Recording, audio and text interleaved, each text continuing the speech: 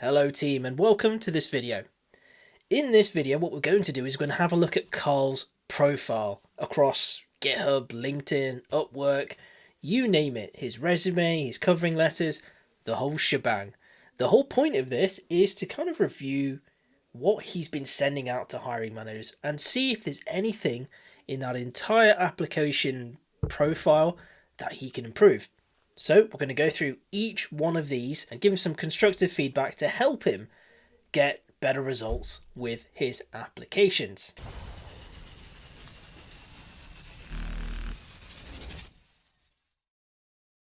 So this is an email he's sent me, and basically what he's done is he's given me all his links for his profiles, including his portfolio, his resume, and his covering letter. So we are going to go through all of these. I'll just go through this one first. So this is his resume. Now, off the bat, it seems fine.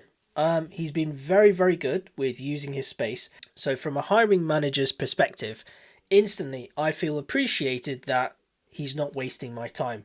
He's given me everything that I need in a single page. So at the top here, you can see he's put all his core details in the top. I'd probably add just here is a good place to put your GitHub link.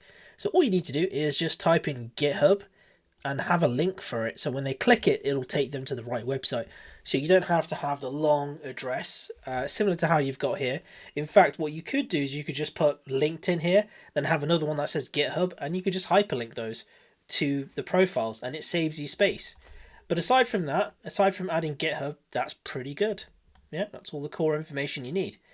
And then he goes on to a little description. So software developer with a background as a former educator. Now that obviously shows there is a lot of history there. This person is used to speaking to people and even mentoring and teaching people. So that could be a big plus for a lot of people. It says strong experience in coding, building websites and apps, problem solving. So saying strong experience in all of these things, you then have to go and back it up. So we'll see if he backs it up. Professional experience, Upwork, freelance developer. Okay, you could argue working with freelance clients is going to give you strong experience, and I completely agree with that. So I would say he has backed that up, and that's absolutely fine. So that's all good to stay. Now let's have a look at the formatting of this. So Upwork, freelance developer, okay, and he's got the dates. Develop business sites for freelance clients. Okay, create mockups and approvals. Build entire websites from scratch. Recommend necessary plugins. So saying you're building entire websites from scratch and then you put WordPress in the same sentence is a little odd because very few people build stuff from scratch whilst using WordPress. Now you could very well build templates from scratch and you could do all kinds of things. But it's a bit of a weird, for someone who knows coding and is a seasoned developer, that would be a bit of a weird sentence for them. Because what we're saying here is we're not mentioning WordPress in any way. Now, have you done WordPress projects? If so, I would very clearly state that that is what you've done. And also say that you are open to doing freelance React projects or whatever it is.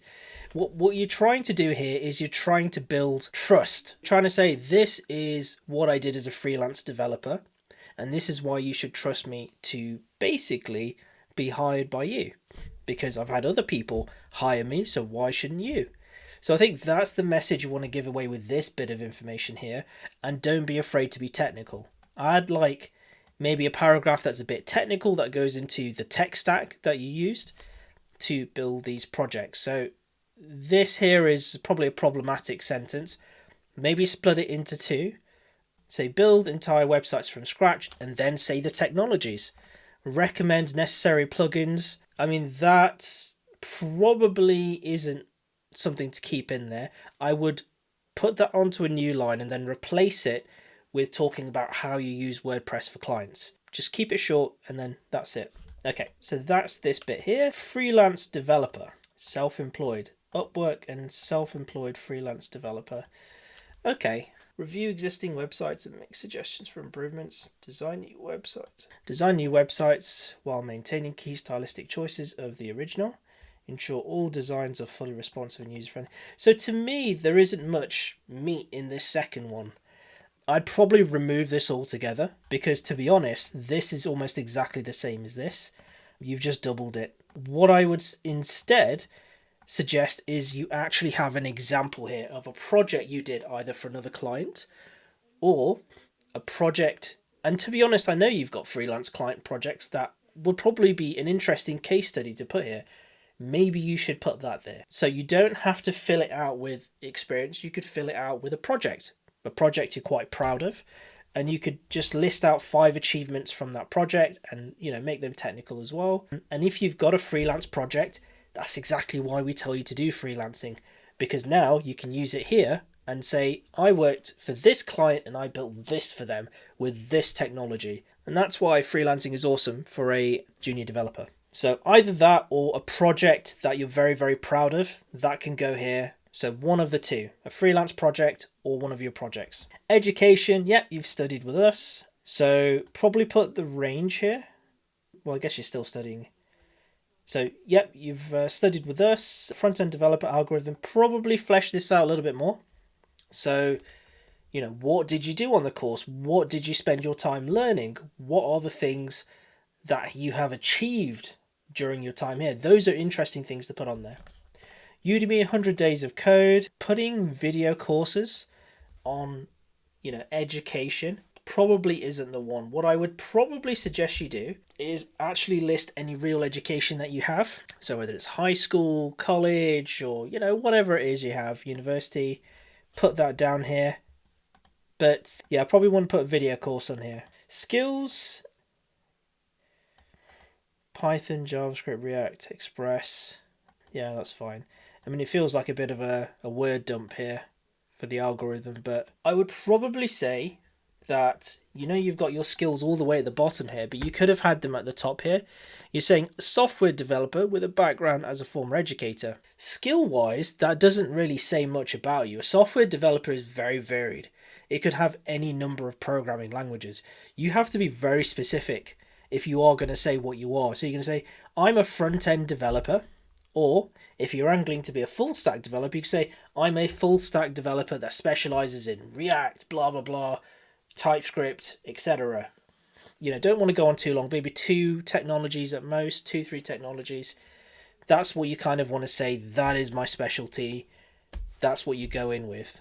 In these early moments, later on you don't have to do that. You can just say, I'm a front-end developer, or I'm a senior front-end developer, and that's it. But just saying a software developer is very generalized right now, because I'm assuming you're going for front-end developer roles or full stack roles or something like that. But there we go. That is the resume. Okay, let's have a look at this covering letter. Very professional. I like the format. I'm thrilled to apply. I've hands-on experience with React. Yep, brilliant. I enjoy tackling real bugs. I prioritize responsive design. Good, good, good. I thrive in a collaborative environment, working together with a team through free. So, what draws me to this role is the chance to grow under guidance from experienced engineers and develop my skills from their feedback while contributing to products. I'd welcome the chance to discuss whether my skills could be right. So there's 2 big takeaways for me from going through that. The first one is you're saying a lot, but you're not backing any of it up. So you're saying, I'm good at this, I'm good at that. Well, if you're good at a technology or a programming language, what projects did you do to make you realize you're good at them? How can you prove that you're good at them? If you worked with a client and that did something for you, or you worked with a particular technology, did you do it for a freelance project? Did you do it for a personal project? You need to prove it in a covering letter, and similarly in a resume. If you say something, you have to back it up. If you claim to be something, you have to back it up. Because if you don't, the hiring manager's not interested. Because I could, claim to be royalty. I could be claimed to be anything. I could be claimed to be, a spaghetti monster. But unless you back it up, it doesn't mean anything. And then the last part is the tone at the end of this covering letter. The tone of this covering letter is very much me, me, me, me, me. What can this job do for me? And it's a bit desperate. What we need to do is flip the script. So we need to be, what can I do for you? It's a very different tone change.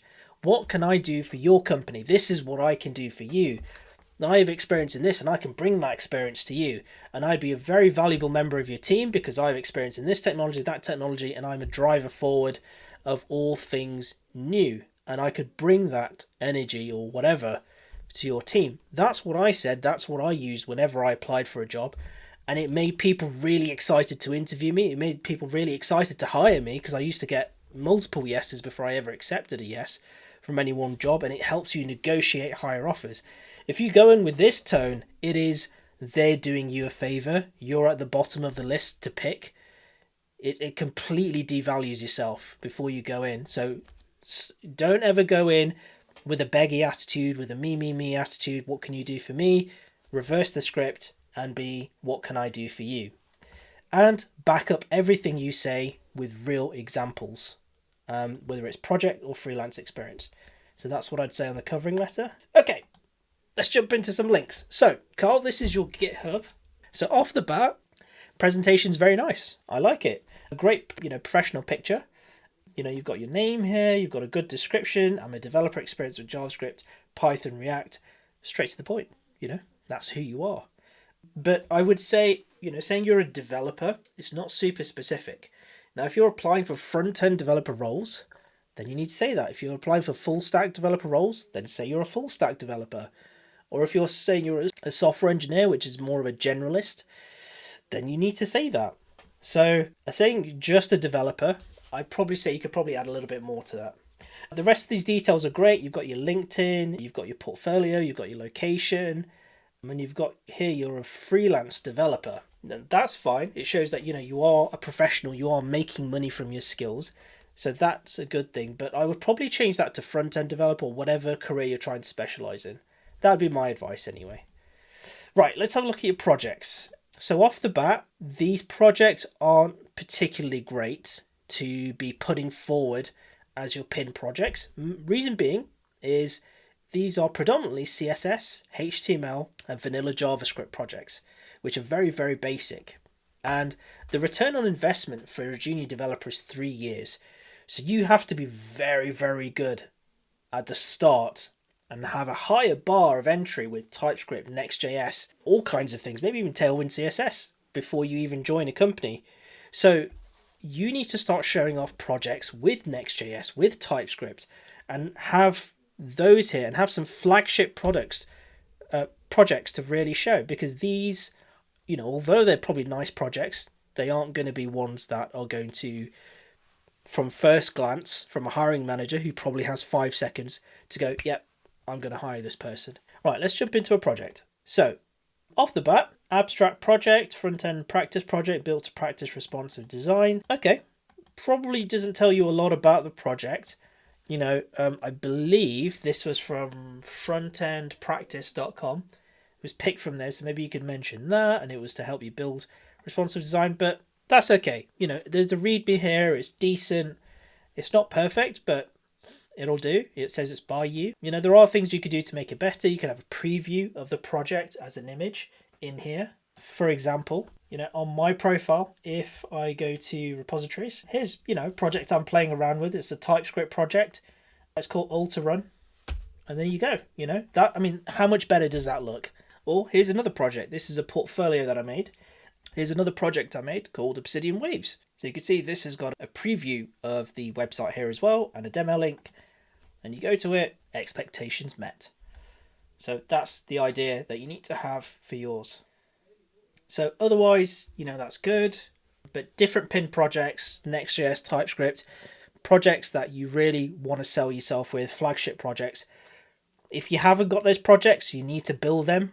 And they can't be tutorials, they can't be clone projects. They have to be something that you have gone and created, that is your idea, that is possibly even a real app. Those are the best ones. Things that hiring managers are going to hire you to build in their company or in their team. That's the type of stuff they want to see. And I probably have at least 2 or 3 of those pinned here in the top 3. Okay, let's go to your portfolio. So off the bat, nice looking site, to the point, nice logo. You've got your GitHub and LinkedIn very prominently at the top. I'm a web developer based in, Long Island, New York. Fantastic. Very, very good. Very professional picture. Yep, projects, love it. Really good. If I click this, I get taken to the project. Now, you do need to make sure that these all work at the time of it going out. But I think they all do. Services, web development, WordPress. So, yeah, you're kind of selling yourself as a freelance developer here, which is fine. Yeah, otherwise no quibbles here. It gets the job done. It's all a single page application. Let's see how it is. Tablet. So yeah, that's fine. And so yeah, there might be an issue with this header on the tablet. It might be really large. A few issues here, so it might be worth just revisiting this header and making it more compact. So I think there's a few issues here. Yeah, I mean, that might not be too bad, but that's a lot of screen real estate given to the header there. So you might want to see if you can make that more compact, at least bring this up to this level. So let's go to your Upwork profile, because we are quite freelance focused if we look at all the other previous stuff you've done. And off the bat, this is great. Again, professional picture, profile picture. And what I love here is the bio is great. You've got your Upwork history. You've got, you've made money. You've got 2 completed projects on here. You've even got testimonials, which is fantastic. Certifications. So really, and you've got a portfolio on here. So I can't really fault it because you've actually got freelance projects on here. So, it's pretty good. You've even got a video on here, which kind of shows really who you are as a person. So I'll play this in the other one. So yeah, very professional, really good. So absolutely everything about this is fantastic. Can't really fault it. Great job here. And this is probably why you've got so many freelance clients. All right, let's have a look at your LinkedIn. So front-end developer React. So there is a disparity between all your profiles, and I've noticed this. Some say developer, some say software engineer. There isn't a homogeneous feel between all of them as to what you are. So it says here you're a front-end developer, a React developer, but the rest of your profiles don't say that. I would say really sit down, think hard, and say this is the definition or title I want to have and I want to be known as. Plaster it across all of them. And make sure that you have one voice throughout all of them, and you describe yourself, you give yourself the same title throughout all of them. So make sure we do that. Oh, just realised we're not connected. Let's sort that out. LinkedIn friends. So let's go down to here. Front-end developer. Again, you're going hard with the front-end developer angle, which is great. I like this description. Yeah. And then you point them as a CTA to your portfolio. Now you've got here experience as a front-end developer. And education, you've got your college here, but and you've got a master's degree. This should be on your resume, to be honest. I would absolutely put this on your resume to say you've got a master's degree. So if you go back here, where you've put Udemy, I would replace that with your master's degree in music, because I think that's a good talking point. I think people would be interested to talk to you about that and shortlist you for that. So I'd also add your front-end now experience as well. Make sure that's on here as education and experience, and also reach out for some testimonials, because you've got no testimonials on here. Doesn't seem like you've got many skills on here either, or you do. So we need to make sure these are all endorsed. Work on the skills section, getting them endorsed. You can reach out to the Front End Now community. We can try and get those endorsed for you. Make sure your education and experience are updated. You need to get a testimonial. So what you do is you go and ask me for a testimonial, and I'll return one back, and we'll try and make this profile really sing and dance. But otherwise, it's pretty good. It's not too bad otherwise, but that's my feedback on that. And really, Carl, that's what I would be doing. That's pretty much it, yeah. So I hope that helps. And yeah, if you make all those changes, your chances of getting shortlisted are much, much higher. But there we go.